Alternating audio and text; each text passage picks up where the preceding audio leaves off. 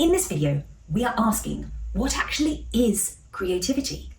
We think it's this sort of stuff, right? Art and arty things. No, or at least not in the sense that we're after anyway. By the end of this video, you'll see, hopefully, that the way we understand creativity is not only wrong, it's actually done real damage to our creative confidence. Hopefully once you've watched this, you'll not only be able to use the right framing and language around what it means to be creative for your children, or the children you teach, but it could even change how you think about yourself, opening up whole avenues of potential personal development. My storymakers! Some really important, famous thinkers have defined creativity in the past, like Plato and Aristotle and Freud and lots of other eminent psychologists and cognitive scientists, which is probably, now we think about it, why it feels like such an elusive, intellectual, inaccessible thing. But the creativity that all of us exhibit every single day is so much simpler than all of this. And that is the only type we're interested in here at Storymakers. We define creativity as when a person's openness motivates them to take meaningful action. Let's turn this around so we can break it down, because actually, when we look at it in this way, we can not only understand it better, but we can kind of also teach it more clearly. We can target different parts using a range of tools for a range of outcomes. Openness. Openness is an attitude. It can be easily imagined as a literal open door. The open door allows us to move forward, to take action, to start. This may sound simple, but how many of you struggle when faced with a blank piece of paper or an empty canvas, for example? Creativity means to take a risk. Not to know exactly what it's going to turn out like, but going for it anyway. The open door idea also works in the reverse, so letting stuff in, like allowing experiences to impact us emotionally, perhaps through letting go of whatever self-consciousness is in the way. But more than this, openness in this sense is active. It is noticing and paying attention to what's going on around us. It's this attention, this active involvement, that takes our openness further into curiosity, getting us to ask questions or to challenge our experiences. Interestingly, this doesn't actually just go in one direction. If we are perhaps more logical and analytical than we are emotionally receptive, we can use curiosity and questioning as a means to notice emotional impact. That is still openness. Openness to thinking in this way has many avenues to creativity, like thinking outside the box, asking, what else could this be? Maybe this could work. It allows us to see where things can be improved, like, how can I make this better? Hypothetical, theory-based thinking, abstract thinking, forming ideas outside of your own reality. And also openness to thoughts that aren't necessarily your own, considering the thoughts of others. Because openness is an attitude, it's also somewhat of a choice. We can influence our attitudes. We can and must practice and encourage noticing, paying attention and questioning. Openness really is the starting point for creativity. It is therefore where we need to start when we want to develop our creativity. We really hone in on this in Storymakers, in our clubs and in our YouTube challenges for kids. Motivation. Now, creativity happens when this openness motivates us to take meaningful action. This motivation could be inspiration, experiencing the jagged, wind-sung Scottish Highlands inspired him to write poetry. Or that motivation could be need. So she could see that the office filing system was no longer fit for purpose, so she set about fixing it. Or innovation and novelty. She was feeling so bored cooking the same old thing in her restaurant, so she spent weeks coming up with a whole new menu. Or even just for the self, for joy, for calm, for self-development, satisfaction. All these things are what it means to be intrinsically motivated. Intrinsic motivation is key to creativity. It's being motivated by something inside of ourselves as opposed to something we're being told to do or that we feel we should or shouldn't do, because it's part of our job description or because we don't want to get into trouble or we want to win an award or whatever.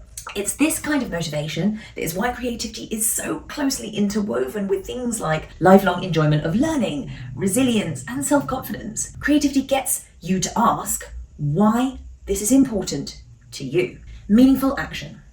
Now, action itself, we kind of get. Taking action means to do something with some sort of goal or purpose in mind. But meaningful action takes this one step further.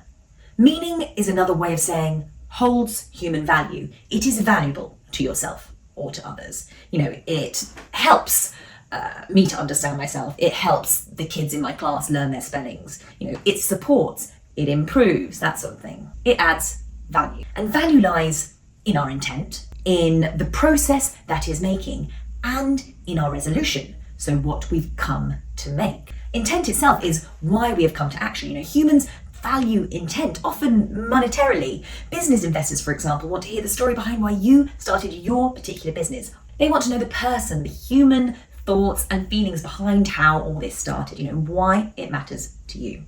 Then the making process is meaningful because it inherently requires personal time, effort and care. It is to add humanness. And finally, what gives creativity that edge, what takes it further, is the goal of meaningfulness.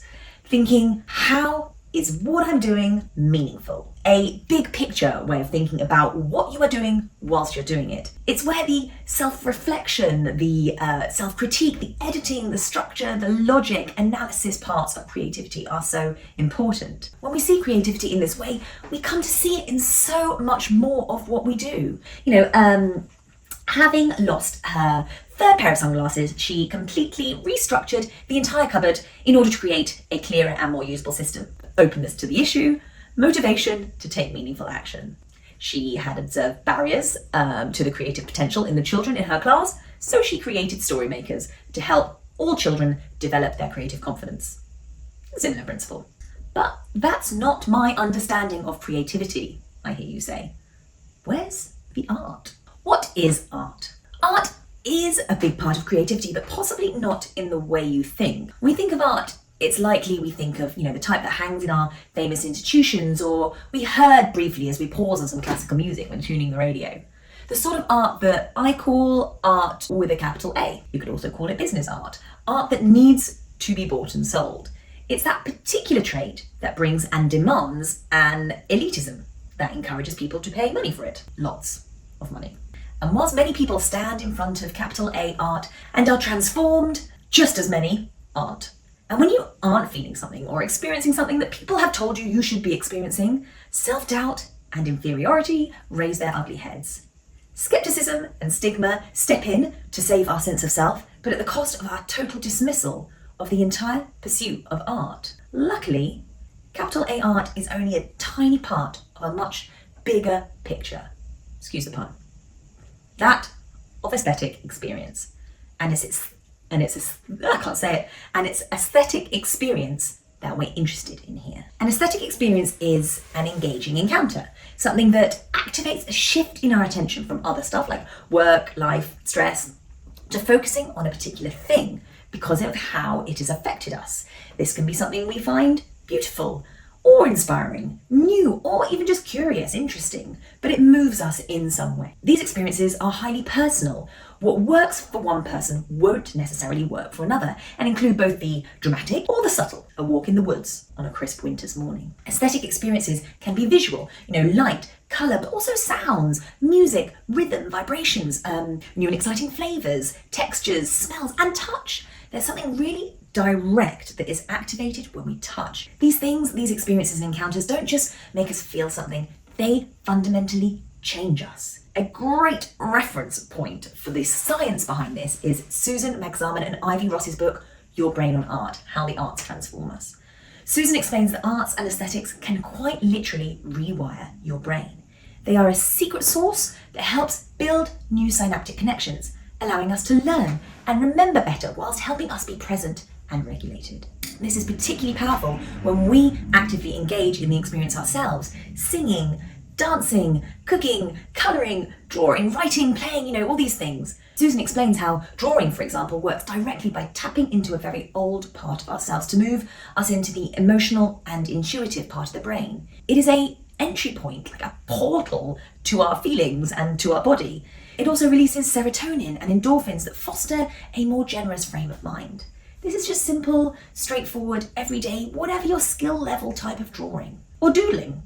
Doodling increases blood flow and triggers feelings of pleasure and reward. It turns out that doodlers are more analytical, they retain information better, and are better focused than their non-doodling colleagues. Bit of a change in the narrative. When we bring in colour, we add another layer to this. Colouring can have similar physiological response in the brain as the act of meditating, and particularly powerful are stories. But that's for a later video. Throughout most of our human history, aesthetic experience, including art itself, was just something most normal people did.